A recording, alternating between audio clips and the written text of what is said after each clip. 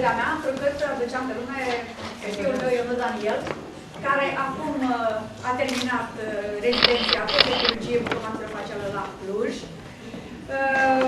Cea mai mare realizare a familiei noastre.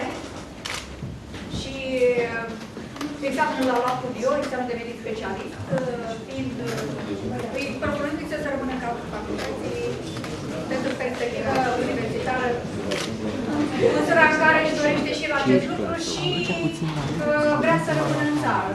Tendința tinerilor din ziua de astăzi este să plece. Am auzit dintre dumneavoastră, chiar mi-am notat câți copii sunt donați la cele două clase. Asta am făcut. Da.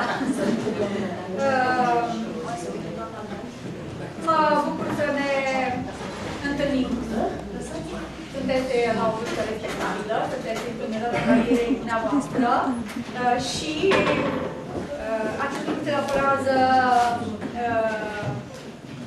într-o oarecare măsură, dacă nu într-o mare măsură, faptului că ați urmat această școală de prestigiu și călcați pe urmele unor inteligențe românești deosebite,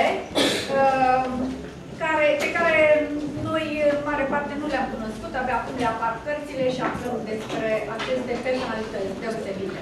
În afară de aceasta, știți că această școală ilustră are o bază învățământului Brăilean, dar și național, a dat nume de prestigiu, despre care dumneavoastră ați auzit, cu care v-ați întâlnit poate la facultate, cei care sunt la matematică sau la medicină, și trebuie să fiți foarte mândri. Avem aici venerabili profesori care v-au coordonat activitatea de fapt la întâlnire și cărora eu le doresc personal. M-am bucurat că am fost coleg de cancelare Comisiei, pentru că eu am atunci eram proaspătă, aveam 31 de ani, acum am 61 de ani.